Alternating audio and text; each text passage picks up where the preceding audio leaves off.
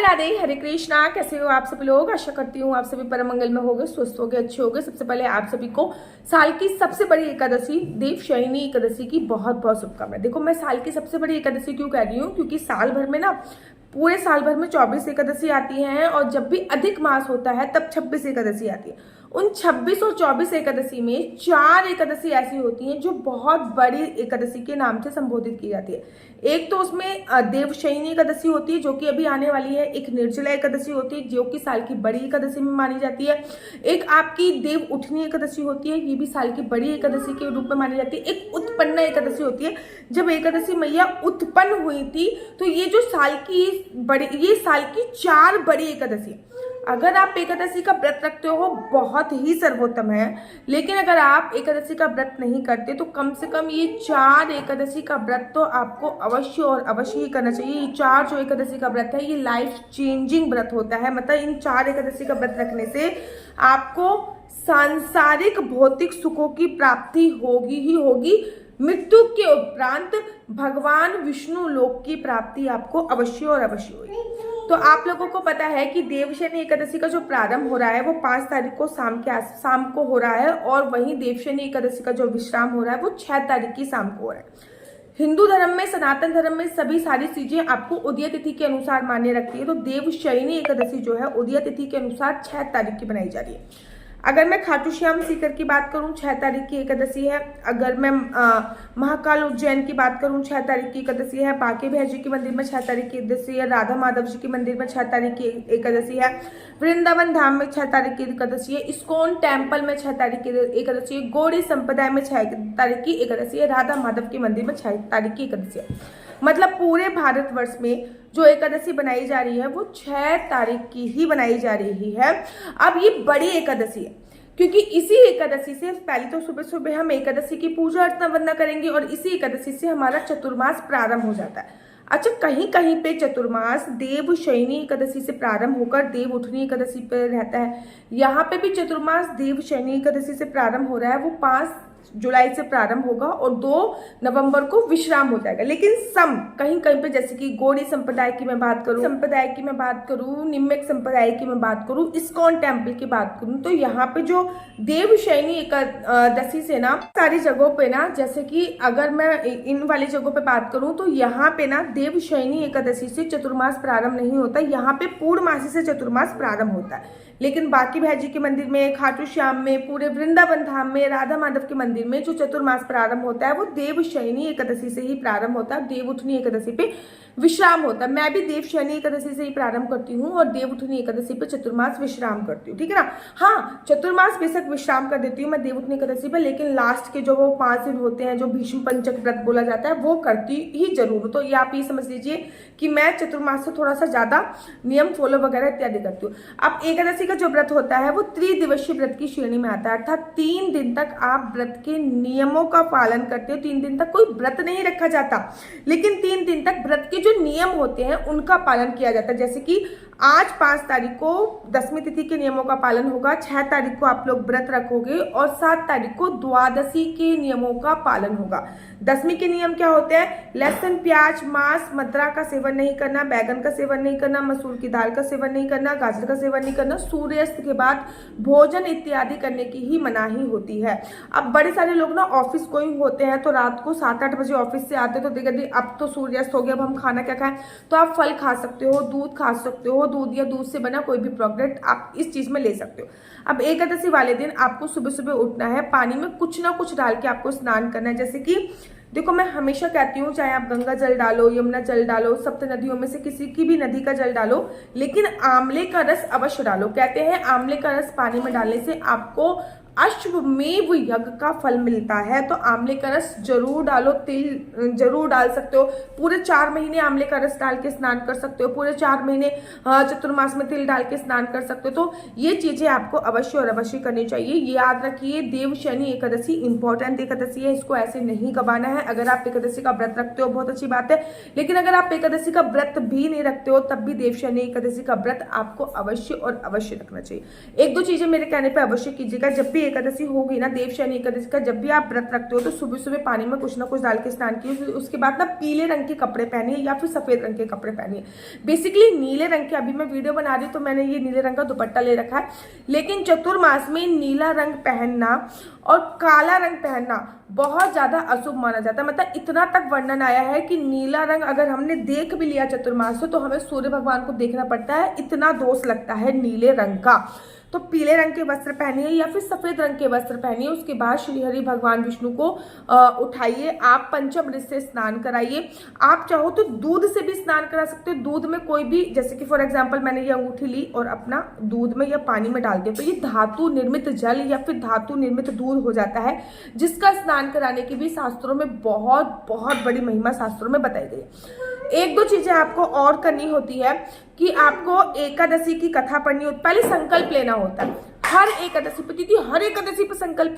जी हाँ, आपको हर एकादशी पे संकल्प लेना है। एकादशी ही नहीं, आपको हर व्रत में संकल्प लेना होता है। जब तक आप व्रत का संकल्प नहीं ले लेते हो ना, तब तक आपका जो व्रत होता है वो आधा अधूरा माना जाता है। इसलिए आपको हर व्रत में संकल्प जरूर लेना होगा। संकल्प के लिए क्या होता है, देखो वैसे तो चावल से संकल्प लिया जाता है, लेकिन एकादशी पे मैं चावल के उपयोग की मना करती हूँ। तो आप लौंग ले लीजिए, इलायची ले लीजिए, सुपारी ले लीजिए, 1 या 2 का सिक्का ले लीजिए। मतलब इनमें से कोई भी सामान कम ज्यादा जरूर ले सकते हैं, लेकिन सुपारी और 1 का सिक्का आपको अवश्य लेना है। उसको अपने हाथ में रखना है और संकल्प लेना है, श्री विष्णु श्री विष्णु श्री विष्णु। मेरा नाम आशु चौहान है, मेरा गोत्र केम लक्ष्य, मेरा निवास स्थान श्रीधाम वृंदावन है। आज मैं पूरी विधि विधान से एकादशी का व्रत कर रही हूँ। यह व्रत मैं फलाहार खा के करूंगी। भगवान श्री हरि विष्णु मेरे यह व्रत संपूर्ण करने में मेरी सहायता करें। अगर आप निर्जला व्रत रख रहे हो तो आपको संकल्प में ऐसा बोलना है, मैं फलाहार से व्रत रखूंगी इसलिए मैंने संकल्प में ऐसा बोलना है। मैंने अपना नाम गोत्र बोला है, आपको अपना नाम गोत्र बोला है। आपने जिस स्थान से व्रत रख लो, जैसे कि अभी सावन प्रारंभ हो जाएगा, बहुत सारी महिलाएं जो है वो अपने मायके जाएंगी, तो आपको वो अपने मायके का स्थान बोलना है जहाँ पे भी आपका मायका होगा। इस बात का आपको विशेष तौर पर ध्यान देना। उसके बाद एकादशी की एक छोटी सी पुस्तक होती है, उसमें आपको कथा अवश्य पढ़नी है। जो भी प्रिय भोग है वो लगाना है। जैसे कि अगर मैं देवशयनी एकादशी की बात करूं तो उसमें भगवान श्री हरि विष्णु का जो प्रिय भोग है वो है मुनक्के का भोग। कहते हैं मुनक्के का भोग देवशयनी एकादशी पे भगवान को लगाने से आपको बंदर की योनि नहीं मिलती है और साथ ही साथ सूकर अर्थात सुअर की योनि से भी मुक्ति मिल जाती है। तो मुनक्के का भोग लगाइए। मुनक्का जो है वो ड्राई फ्रूट्स में आता है, तो आप डेफिनेटली अगर आपने फलाहार से व्रत करा है तो वो आप मुनक्के का सेवन खुद भी कर सकते हो। ज्यादा से ज्यादा लोगों में बांटिए। आप चाहते हो ना कि बहुत सारे लोगों को सुकर की योनि प्राप्त नहीं हुई, तो जितने ज्यादा लोगों को आप बांट सकते हैं उतने ज्यादा लोगों को आपको भोग लगाइए, दूसरों को भी खिलाइए। अब पूजा अर्चना वंदना करने के बाद आरती का टाइम हो गया, आरती कीजिए। उसके बाद आरती करने के बाद ना सीधा तुलसी माता जी के पास पहुंच जाइए। अब यदि रविवार है, क्या तुलसी की पूजा कर सकते हैं, तुलसी की परिक्रमा कर सकते हैं, तुलसी पे दीप प्रज्वलित कर सकते हैं। व्रत इस बार रविवार को पड़ रहा है, तुलसी माता की परिक्रमा रविवार वाले दिन भी कर सकते हो। कोई ऐसा नहीं है कि रविवार वाले दिन तुलसी पे पीपल की तरह आके दरिद्रता विराजमान हो जाती है, ऐसा नहीं होता। रविवार के दिन तुलसी की परिक्रमा करने का विधान है। रविवार के दिन तुलसी पे दीपक प्रज्वलित करने का विधान है। हाँ, रविवार के दिन जल मत चढ़ाइए। रविवार के दिन तुलसी का जो नीचे की जड़ होती है, मिट्टी को लीजिए, अपने मस्तक पर अवश्य लगाइए। तुलसी की पत्तियों को स्पर्श नहीं करना चाहिए, तुलसी को तोड़ना नहीं चाहिए, तुलसी की पत्तियों को स्पर्श नहीं करना चाहिए, लेकिन आप उसमें बेसिकली परिक्रमा अवश्य कीजिए और दीपक अवश्य प्रज्वलित कीजिए। वहीं पर आसन बिछा के बैठ जाइए और अपने गुरु के मंत्रों का जाप कीजिए। जो भी आपके गुरु ने मंत्र दिया है ना, उन मंत्रों का जाप कर सकते हैं। अगर आपके पास गुरु द्वारा दिए गए मंत्र नहीं है तो आप ओम नमो भगवते वासुदेवाय का जाप कर सकते हैं। और अगर आपके पास वो ओम नमो भगवते वासुदेवाय का जाप नहीं करना चाहते तो आप हरे राम राम राम हरे हरे, हरे कृष्ण कृष्ण कृष्ण हरे हरे का भी जाप कर सकते हो। अगर ये भी नहीं करना चाहते हो तो फिर आप हमारे संत श्री प्रेमानंद जी महाराज बोलते हैं राधा राधा राधा और कट जाएगी सभी प्रकार की बाधा, उसका भी जाप कर सकते हो। उसके बाद पूरे दिन आपको घर के जो नित्य नियम के कार्य हैं वो कीजिए, लेकिन YouTube पर फोन पर विष्णु सहस्त्र नाम चला लीजिए। विष्णु सहस्त्र नाम चलता रहेगा और आपके माइंड में उसकी एक दो लाइनें गूंजती रहेंगी और आप अपने घर के दैनिक नियम का कार्य कर देंगे। दिन में सोने की मनाही होती है, लेकिन व्रत में बड़ी नींद आती है, लेकिन दिन में सोना नहीं चाहिए। जितना देखो व्रत का एकादशी का मन क्या होता है, 5 कर्मेंद्रियां और 5 ज्ञानेंद्रियां और एक मन को भगवान के प्रति समर्पित करना ही एकादशी है। 5 पर कर्मेंद्रियां, 5 ज्ञानेंद्रियां और मन को भगवान के प्रति समर्पित करना ही एकादशी होता है। तो आपको ये सब अवश्य करना है। शाम की पूजा के वक्त अच्छा, घर की दहलीज पूजन अवश्य कीजिए, स्वास्थ्य अवश्य बनाइए। शाम की पूजा के वक्त कुछ बातों का ध्यान रखना है। इसकी पूजा के वक्त कुछ बातों का ध्यान रखना है। शाम की पूजा के वक्त किन बातों का ध्यान रखना है, जैसे कि शाम को घर के मुख्य द्वार पे 2 दीपक अवश्य जलाना है, 1 दीपक आकाश दीप दान करना है, घर पे जो भी देव वृक्ष है उन पे दीप दान करना है। जैसे कि मेरे घर पे समी का पेड़ है, मेरे घर पे तुलसी का पेड़ है, तो मैं दोनों पे दीपदान अवश्य करती हूँ। शाम के वक्त अगर आपने सुबह सुबह ही अखंड जोत जला दी है तो बहुत अच्छी बात है, लेकिन अगर आपने सुबह अखंड जोत नहीं जलाई तो शाम को अखंड जोत अवश्य और अवश्य जलाइए। और अखंड जोत, क्योंकि ना एकादशी के व्रत में दिन की पूजा का इतना महत्व नहीं है जितना रात की पूजा का, जिसे कहते हैं ना रात्रि जागरण का बड़ा विशेष महत्व होता है। तो रात्रि को पूरी रात जगने का विधान होता है, लेकिन भैया कलयुग है, नींद और अन्य में ही लोगों के प्राण समाहित है। तो अगर आप पूरी रात नहीं जग सकते तो आप सिंपल तरीके से ये कीजिएगा कि अपनी एब्सेंट में एक अखंड जोत जला दीजिएगा जब आप शाम की पूजा करें। मैं तो दिन में ही जला देती हूँ, वैसे तो बड़ी एकादशी है और मैं यही कहूंगी कि आप दिन में ही अखंड जोत जला दो। बट अगर आप दिन में नहीं जला सकते तो शाम की पूजा के वक्त एक अखंड जोत जरूर और जरूर जलाइएगा। 11-12 बजे तक भगवान के नाम का सिमरन कीजिएगा। उसके बाद अगर निद्रा आ रही है तो आप सो सकते हो। अगले दिन उठिएगा, हरिवासन समय निकलने के बाद किसी ब्राह्मणों को दान देने के बाद अपने व्रत का पारण करना। तो ये हो गया देवशयनी एकादशी की पूरी विधि, पूजा विधि।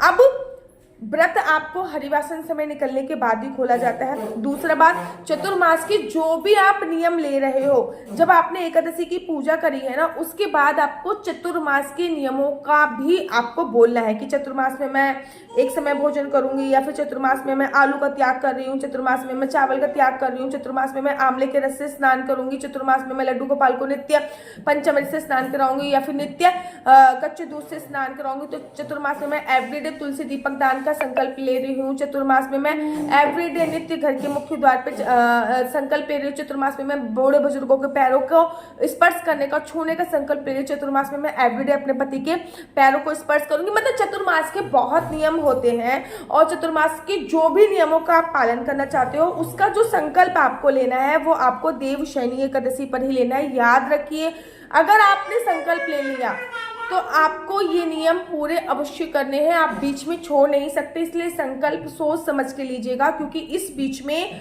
बहुत सारी चीजें आती हैं, जैसे कि करवा चौथ आता है, जैसे कि रक्षाबंधन आता है, भाई दूज आता है, दिवाली आती है, ठीक है ना। बहुत सारे फेस्टिवल इसी बीच में आते हैं, तो सोच समझ के संकल्प लीजिएगा। मेरा नंबर आपको नीचे स्क्रीन पे दिख रहा होगा। मेरा नंबर है 4/9-20-25-65। I repeat again, 4/9-20-25-65। आपका बच्चा जॉब करेगा या बिजनेस करेगा? बिजनेस करेगा तो किस फील्ड में बिजनेस करेगा? जॉब करेगा तो किस सेक्टर में जॉब करेगा? क्या है आपके बच्चे का लकी नंबर, क्या है लकी कलर?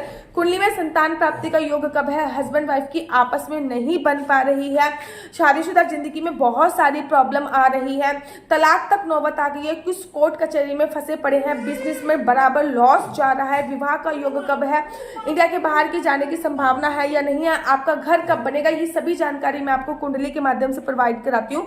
लेकिन कुंडली देखना बिल्कुल भी फ्री नहीं है, कुंडली देखने के थोड़े से चार्जेस है। और राधे राधे, हरे कृष्णा। विभिन्न प्रकार की असली तुलसी माला आप लोगों के लिए मैं लेके आई हूँ और ये 100% ओरिजिनल तुलसी माला है। विभिन्न प्रकार की असली तुलसी माला, रुद्राक्ष की माला 30 रुपये से प्रारंभ होकर मेरे पास 1500 रुपये तक की तुलसी माला है। कार्ड वाली तुलसी माला, 1 राउंड वाली तुलसी माला, 2 राउंड वाली तुलसी माला, लड्डू गोपाल की तुलसी माला, विभिन्न प्रकार की अलग अलग प्रकार की तुलसी माला सीधा वृंदावन धाम से आपके लिए है। आप अपने अनुरूप मेरे से ये तुलसी माला मंगा सकते हैं, जितना आपका बजट हो उस हिसाब से। 10 साल तक चलने वाली तुलसी माला, कार्ड वाली तुलसी माला, लैब टेस्ट वाली तुलसी माला, न केवल तुलसी माला, अबे तो आप लोगों के लिए लड्डू गोपाल के साबुन, लड्डू गोपाल का इत्र, लड्डू गोपाल को लगाने वाला खस का इत्र, लड्डू गोपाल को लगाने वाला चंदन, सभी प्रकार के चंदन आप लोगों के लिए उपलब्ध भी है। न केवल तुलसी माला है बल्कि हाथ में पहनने वाले राधा नाम के बहुत सुंदर से ब्रेसलेट भी आप लोगों के लिए उपलब्ध हो रहे हैं। राखी आने वाली है तो विभिन्न प्रकार की हमारे पास राखियां भी उपलब्ध है। आपने भाइयों को इस बार राधा नाम की राखी बांधी ताकि उन पर भी राधा रानी की असीम और असीम कृपा उन पर बनी रहे।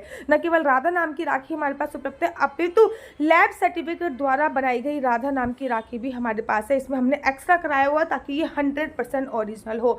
असली तुलसी की विभिन्न विभिन्न प्रकार की डिजाइनर तुलसी माला भी हमारे पास उपलब्ध है। आप देख सकते हो छोटी वाली माला, जाली वाली माला बहुत ही सुंदर लुक देती हैं और बहुत ही कम प्राइस में आप लोगों के लिए 100% ओरिजिनल प्रोडक्ट हम लोग लेके आए हैं।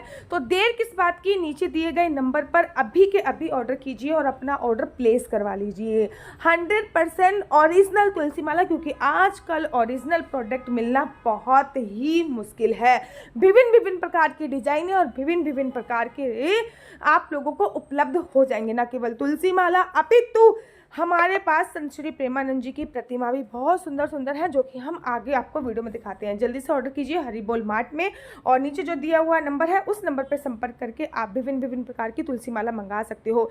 यहाँ पे भगवान राधा कृष्ण जी की तुलसी माला है, राधा नाम की तुलसी माला है।